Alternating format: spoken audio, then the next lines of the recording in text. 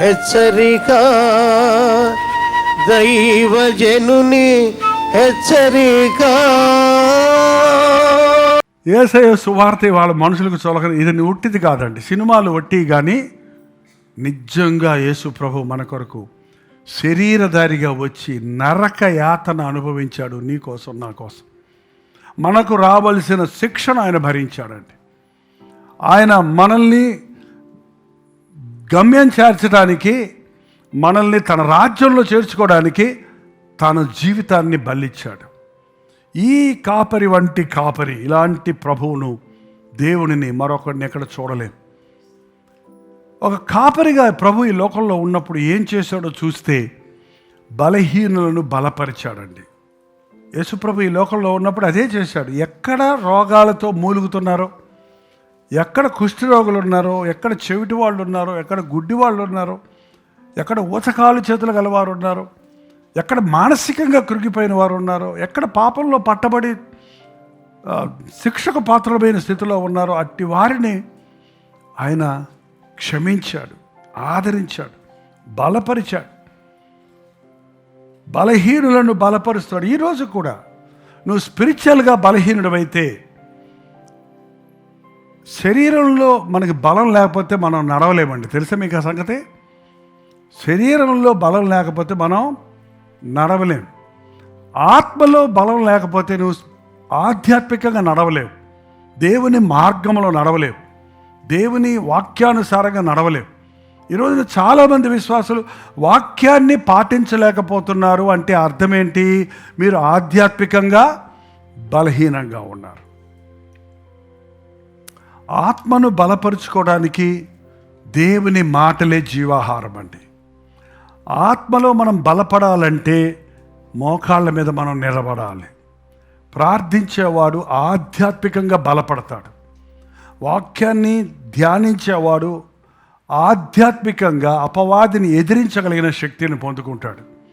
వ్యక్తిగత ప్రార్థన, వ్యక్తిగత వాక్య పఠనం లేనివారు ఆధ్యాత్మికంగా బలహీనులండి. మీరు ఎంత సమయం ఒంటరిగా దేవునితో గడుపుతారు?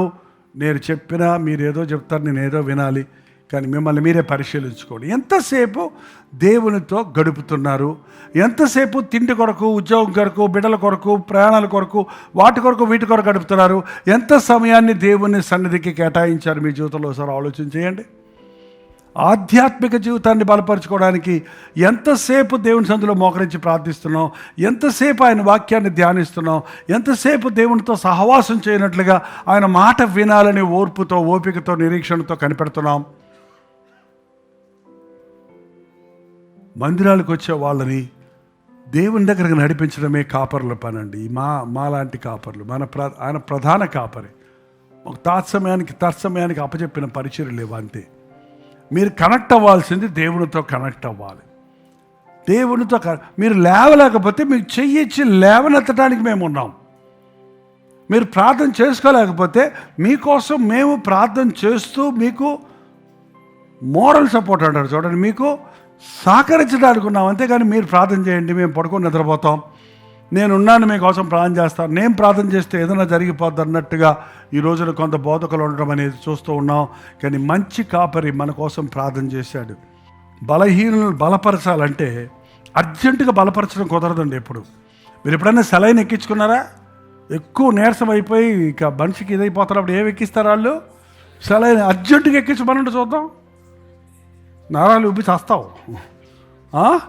పడుకోబెట్టి అది అక్కడ తగిలిచ్చి డ్రాప్ కొంచెం తొందరగా పెట్టండి అన్న. మొన్న తొందర పెడితే ఇప్పటికే స్టక్ అవుతుందండి, మీ నరాలు లోపలికి వెళ్తలేదు, కుదరదు. 45 minutes యూ హ్యావ్ టు నోరు మూసుకొని పడుకోవాలంటే పడుకోవాల్సిందే. అది వచ్చిన తర్వాత లోపలికి లేచాక ఫ్రెష్గా ఉంటుంది. మరి దేవుని సన్నిధిలో బలపడాలన్నప్పుడు కనీసం గంట సేపు దేవుని సన్నిధిలో కూర్చోవద్దా? ఒక గంట సేపు పాటలు పాడుకోవద్దా? మొత్తం గంట అంటున్నారా? గంట అయిపోయిందంట అంటారు. గంట సేపు పాటలు, గంట సేపు ప్రార్థన, గంట సేపు వాక్యం. ఎన్ని గంటలైంది? మినిమం 3 గంటలు కూర్చోవాలి దేవుని మందిరంలో. 24 గంటల్లో దశంభాగం చూసుకున్నా 2 గంటల 40 నిమిషాలు వచ్చింది. ఆదివారం దశంభాగం కాదు, ఆదివారం అంతా ప్రభు రోజే. ఎందుకు విశ్వాసులు బలపడటం లేదు? జస్ట్ అలా అటెండ్ అవుతున్నారు, వెళ్ళిపోతున్నారు అంతే.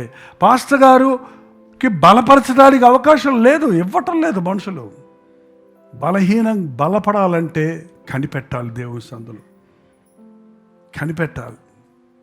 సడన్గా నాకు పెద్ద మజిల్స్ కావాలి, కండలు తిరిగిన వాడిని కావాలి అని ఎవరినో చూసి అనుకున్నావు అనుకోండి, ఎక్కడికైనా వెళ్ళి నన్ను అర్జెంటుగా రేపటికల్లా కండలు తిరిగినోడుగా చేయవా అంటే ఏమన్నా బెలూన్స్ వేసి కత్తితే ఒకవేళ అవుతుందేమో ఏంటంటే.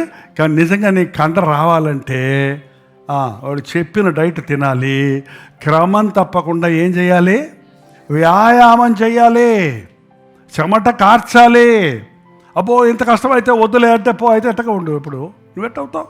నువ్వు ఆధ్యాత్మికంగా ఒక వీరుడు అవ్వాలంటే, ఆధ్యాత్మికంగా శక్తి కలిగిన వాడు అవ్వాలంటే, అపవాదిని గుద్దితే మళ్ళీ అడ్రస్ లేకుండా పోయేటట్టుగా ఉండే విశ్వాసగా నీవు ఉండాలంటే అనుదినము దేవుని సన్నిధిలో వ్యాయామం చేయాలి. మంచి సైనికుల వలె పోరాడు నాతో అన్నాడు పౌలు తిమోతితోటి.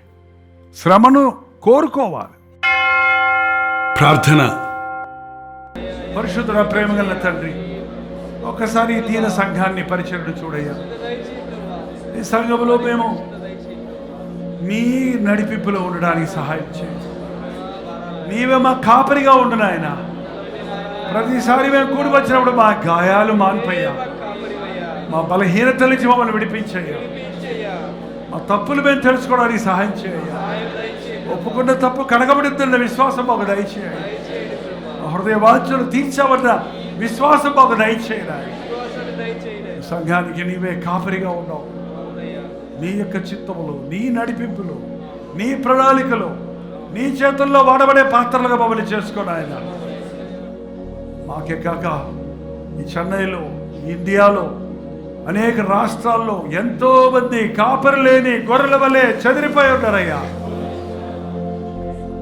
నేను ప్రేమించే కాపరున్నాడు, ప్రాణమిచ్చిన ప్రభు ఉన్నాడని వారికి చెప్పడానికి మాకు సహాయం చేసేయ్యా. నీవే మా కాపరిగా ఉండి మా శ్రమను, మా వేదనను, మా శిక్షను భరించి మా కొరకు చేసిన ఈ గొప్ప విమోచన కార్యమును మేము విశ్వసించుటకు నీవిచ్చే రక్షణ అనుభవంతో ముందుకు సాగుటకు మా ఒక్కొక్కరికి నీ సహాయం చేయాలి. యేసు క్రీస్తు నామములో పలుకుచున్నాను తండ్రి, ఆమేన్.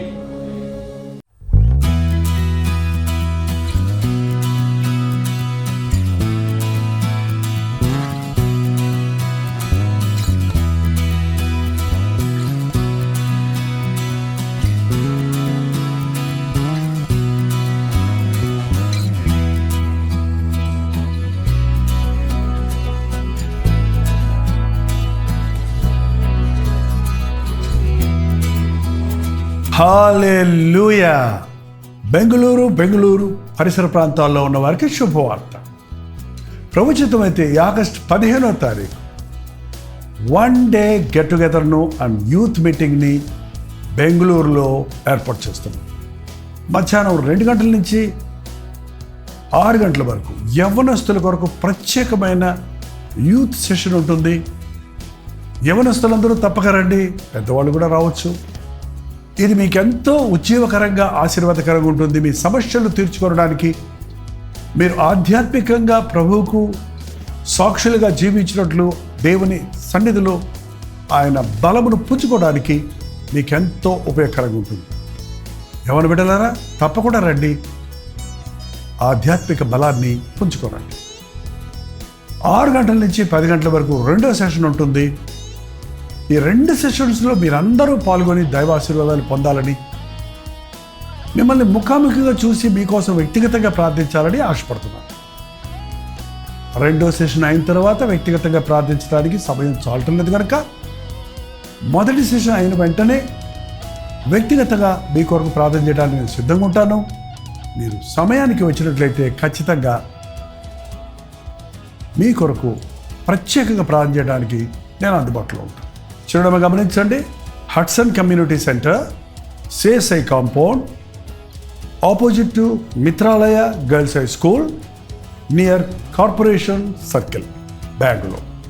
ఇంకా విషయమే మీకు వివరాలు కావాలంటే 9884707779 లేక 988480 77779 అనే నంబర్లకు మీరు కాల్ చేయండి, లేకపోతే వాట్సాప్ మెసేజ్ పెట్టండి, లేదా 954041 నెంబర్కి వాట్సాప్ పెట్టండి. తప్ప వస్తారు కదా.